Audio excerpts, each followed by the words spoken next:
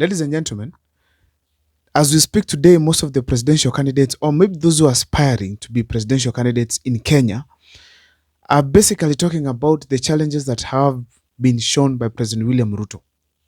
Some of the things that William Ruto is doing, which are not okay. And they are putting themselves in a position to look like they are better than President William Ruto, which is okay. And actually, most of them are better than him.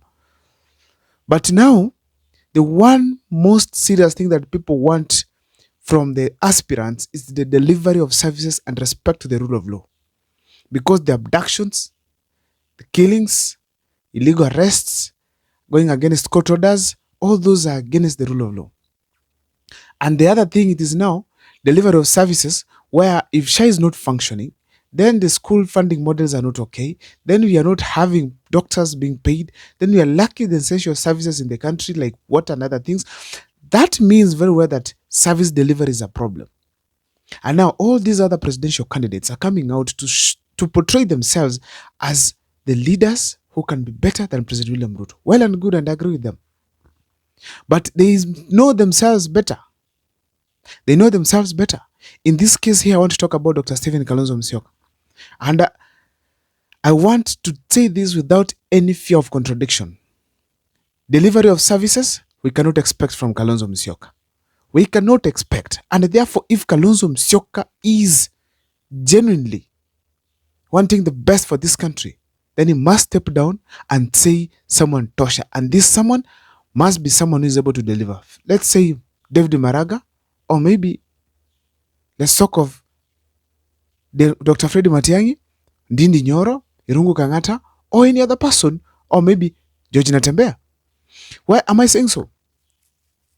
As we speak today, there's no single thing that Kalonzo Musyoka can tell us he has done for the people of Ukambani. Ever since he was a cabinet secretary, or maybe he was a vice president, even when they were in opposition of any kind, like Raila Amolo Odinga could have pushed one or two things to their region, he has not been able to do that. Even through his MPs or even the governor, there's nothing the people of Ukambani can smile about. Perhaps Alfred Mutua tried to give them a state house, a White House in Machakos. That one we can talk about it. Or maybe the People's Park. But when we talk about Wavinya Ndeti as we speak for the last 2 years, what has she done for the people of Ukambani? Maybe Machakos itself. Nothing significant. So therefore, not through his members of parliament, not through himself as a member, as a cabinet secretary, or maybe as a vice president of this council, even as an MP, not through even his influence, that we can tell Kalonzo Musyoka has made an impact that is positive to the people of Ukambani. And we have to stop being tribal this time around. And the reason why I'm saying that is this. We want somebody who can fix this country, not somebody who can be another problem to this country. Kalonzo Musyoka worked with Moi, has worked with Kibaki, has worked with Raila, and has now worked as an opposition in this country for quite some time. And we are yet to accept him from the basis of service delivery. So it is time for him to say someone tosha. Unless it is selfishness that is driving him towards the presidency, then he should accept his fate. I genuinely, and I stand here to be corrected. Because if we need service delivery, then you bring someone who cannot show us anything that he has ever done in relation to service delivery, then we will make a wrong choice as a country. And if we really want to teach William Ruto a lesson that if you are elected by Kenyans, then you don't serve the same Kenyans, you're going home. We need all presidents to learn that if you've taken William Ruto as much as ruthless as he is, and that he has gone home, then if you come next time as a president of this country and you don't perform, you are equally following the same channel. So therefore, we don't need to make mistakes. If Kalonzo Musyoka is sincere, let him go get the Kamba region and tell them, because of my ability, I'm telling this guy, tosha. Apart from just service delivery, the other things I strongly feel that can make Kalonzo say someone tosha, because he is not the solution to this country. The first one is this.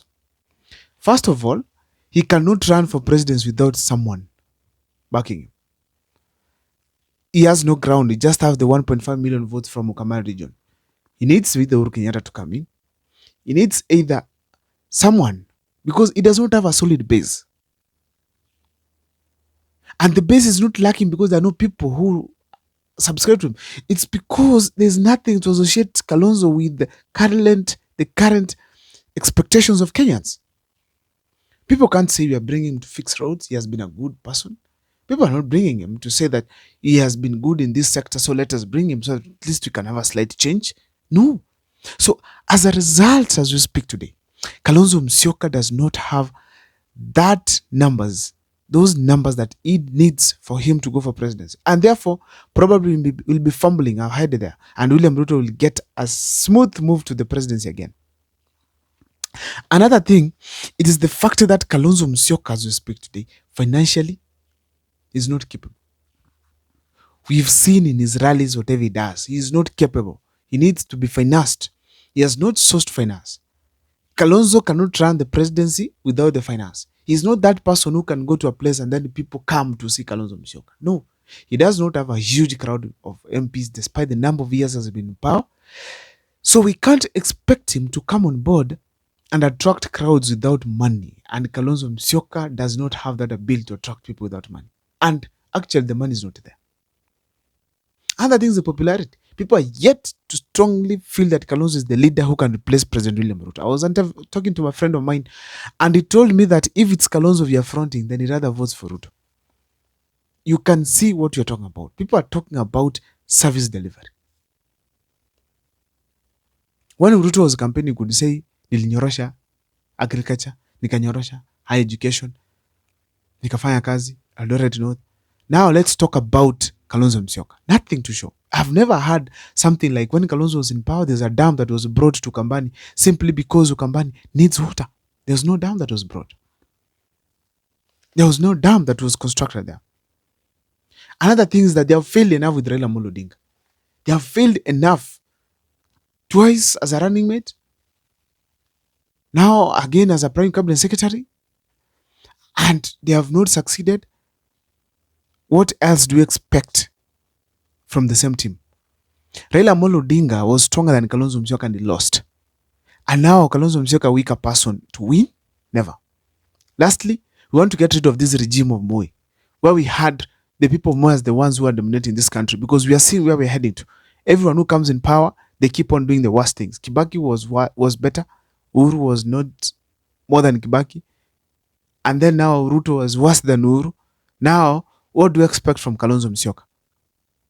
We must have a change in leadership. And if Kalonzo is sincerely also asking for Kenya to change, then he has to say someone tosha. The only thing we give him the powers is to go with Kenyans, listen to what Kenyans are asking, go and support that person and say tosha. And as a result, he can be part of a government and bring his wisdom that I believe he has, particularly in the Senate and in the National Assembly. He is one of the best speakers that we can ever have in this country.